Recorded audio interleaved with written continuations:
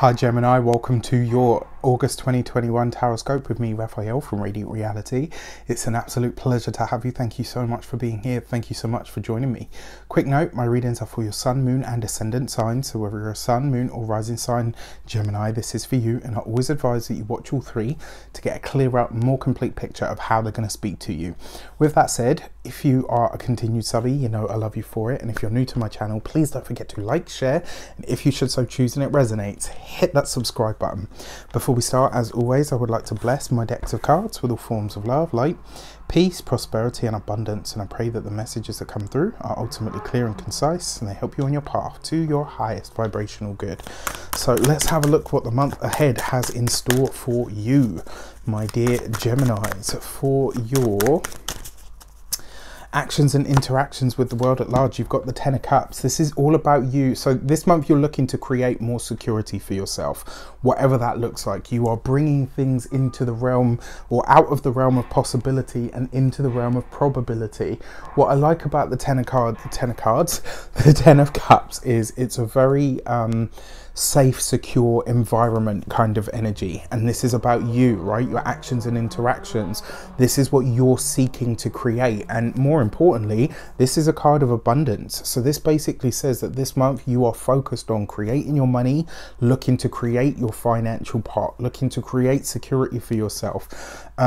Remember as well, this is a card of achievement and attainment and a card of home. So that's where your focus looks like it is this month. One of the things that comes up with this as well, the Ten of Cups is, it's like a wish fulfilled, but that wish is so abundant that you can share it with people, that it isn't just about you. So it kind of suggests to me as well that you will have an opportunity this month to fulfill something maybe that you've wanted to do for a long time, maybe something that you feel like is bigger than you or goes beyond you in some way, shape or form, which is actually really nice. Wrong deck. For your money and materials, you've got the Ace of Pentacles. I mean, look at this, right? Money is good this month. Ace of Pentacles coupled with the Ten of Cups. For those of you that have been out of work or are looking for work, this bodes very well. It suggests not only do you secure yourself a very strong, solid position, but it will be one that pays really well. So if you've been out of work for some time, hoping to get work, hoping to get back into work, this bodes very, very well for you. The Ace of Pentacles coupled with the Ten of Cups is literally a new home. So some of you could be moving this month. Maybe you find the place that you're ready to move to or to settle into, which is really exciting. The other thing with the Ace of Pentacles as well, when it comes to your physical health and vitality, this sees you being very strong. Like, so if you've had health challenges or issues, I'm not a doctor, can't give you medical advice, but if you've had health issues or challenges, this is where you get your mojo back. This is where you get your energy back. This is where you'll be feeling strong, but from the inside out. Really nice, very, very good.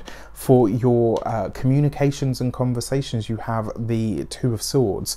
So this is an interesting card, right? The first thing that I will say to you, just recently I put out a reading about I think it was the weekly Gemini reading, and I talked about the way that the Gemini intuition speaks to you. And this month you will be getting a lot of insights, you'll be getting a lot of downloads, you'll be getting a lot of very practical advice from a very non-practical source. Don't be afraid of this, right? This is your inner self waking up. This is your own spiritual insight and wisdom starting to speak through you. Now, one of the things that you do need to be aware of, the Two of Swords, out of all of the twos, if there is any that represents or can represent opposition, it's the Two of Swords. You couple that with the Ace of Pentacles, this is a challenge or possibly an argument about money, about finances, about resources. This could be, you know, if you're in a relationship, maybe you're fighting with your partner over money, you know, about the way that they spend or the way that they earn or the way that they do both of those things. One of the things that has been said for a very long time that really rings true, or certainly in the way that I've seen it come up in readings, when couples fight about money, they're fighting about sex, and when couples fight about sex, they're actually fighting about money. So this would be a good month to get a handle on or an understanding of how that is speaking to you. All right. For your the other thing as well, because this is your communications with the world at large, when it comes to the work, the profession, and or the job, for some of you, this could be you kind of coming to that realization that actually I'm ready to pull myself out of what I'm currently doing and move into something else. I mean, it bodes very well for you to do so because, like I said, it looks like there's new work or a new job situation or an interview coming up. With the Two of Swords as well, because remember, twos can be balance, partnership, or choice.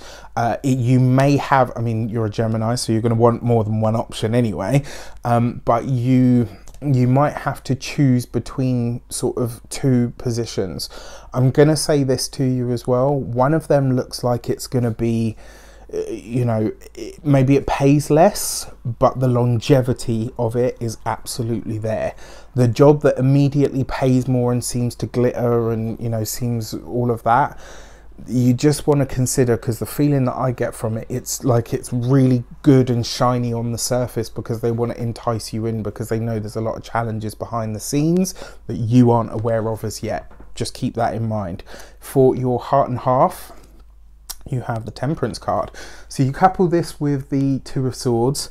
That firstly, that's a powerful spiritual insight that may come from or through your relationship, especially, I mean, if you're into anything like tantra, you know, mindful sexual practices, all of that kind of stuff, this could be an amazing month for you. Another way that this could show up as well, the Temperance card can sometimes represent a person that's on the wagon. This could be, you know, it doesn't have to be a substance abuse issue, you know, anything that we can abuse, food, sex, money, do you know what I mean? Like, and that's already come up as a motif.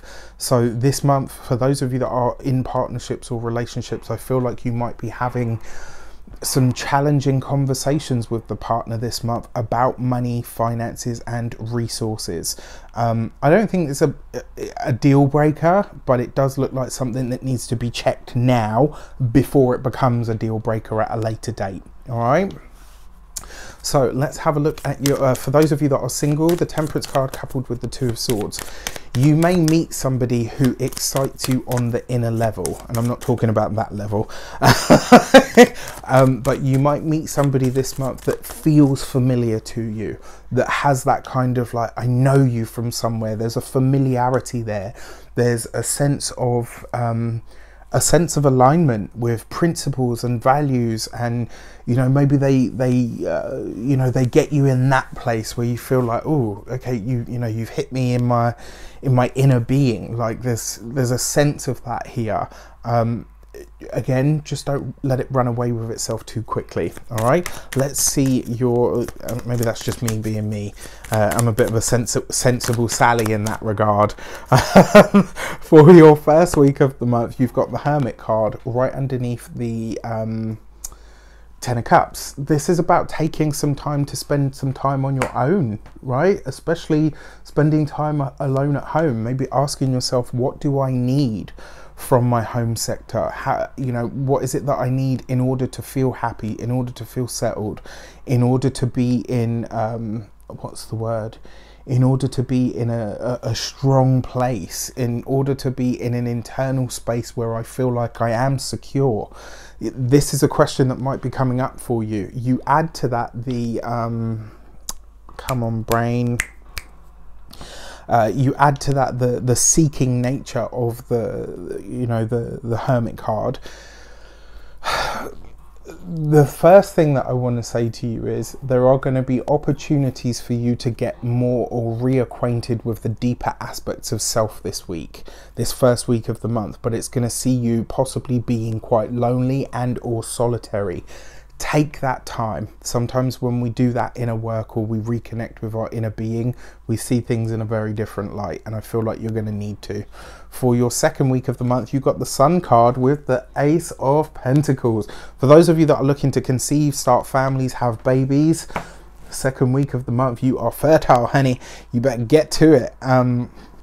Coupled with the Ace of Pentacles, that is a new job, a new endeavor, a sudden influx of finances, money, wealth, which is great, especially with that Ten of Cups. That's long-lasting success in some matter, or the attainment of something that you've worked for quite some time. Because it is the Sun card, it suggests that it brings you a lot of joy, a lot of happiness. This is results as well. For those of you that have been waiting for results, whether this is an exam or a test, or whether it's a test as in with your body, like a biopsy or a screening or anything like that, this is a satisfactory answer or result that comes in that makes you say, you know what, yes, you've got the all clear, you're happy, you're healthy, which is great. I'm not a doctor, I can't give you medical advice. Always follow the advice of your professional.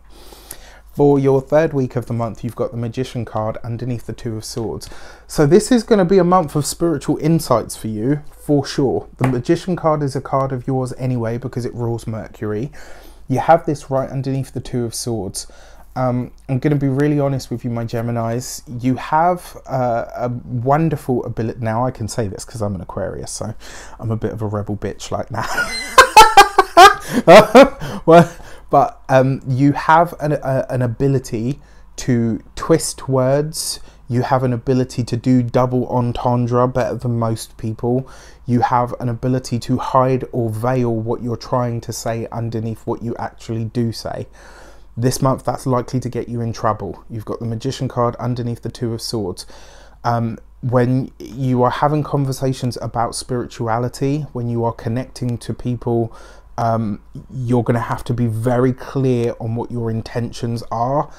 If you like someone or you fancy them, tell them so. If you want to connect to them and you happen to have something in common, keep those things separate. I'm probably not saying that in the way that I mean it. This month, clever wordplay is likely to get you in trouble. Say what you mean and mean what you say. Don't mask things, don't veil things. Just be very honest, open and upfront. It will save you a lot of hassle later down. That being said, when it comes to communications this month, your words are very powerful. They carry a lot of weight, and there is going to be a spiritual insight that comes through a conversation that you have with somebody that may, and I say this in the best way, may reduce you to tears because you have a powerful realization about yourself. Nice. For your fourth week of the month, you've got the Death card right underneath the Temperance card. Very, very interesting. So I will say this to you again, for those of you that are partnered in marriages, relationships, etc.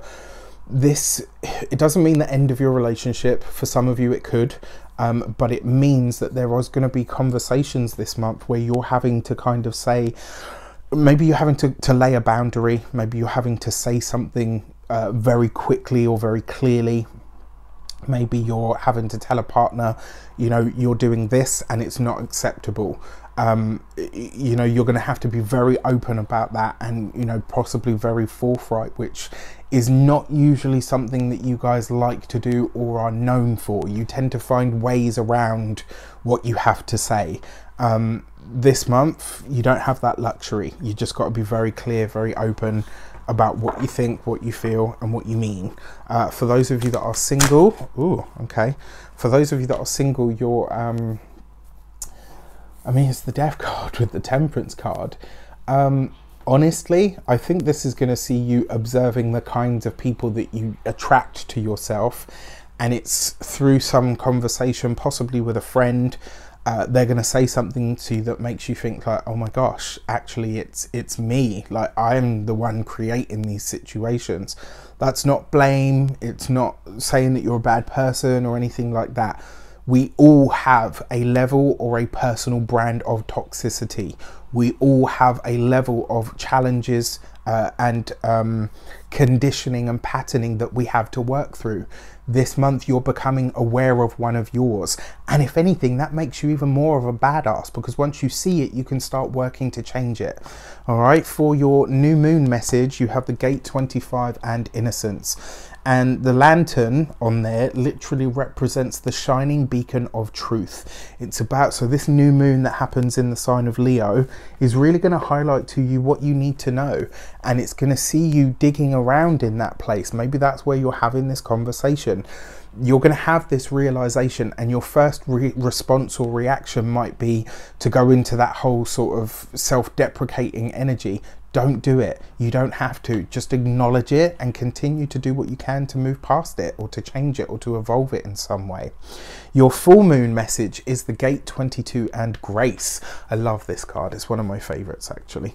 The first thing that I want to say to you is the full moon is asking you to create, whether it's books, blogs, YouTube videos, whether it is podcasts, whether it's, you know, whatever it is. Find a way to get your unique voice out into the world, and do it because you love it, not for likes, not shares, not subscribes, all of the rest of it. Like, do it because you love it. That way it will truly be a success.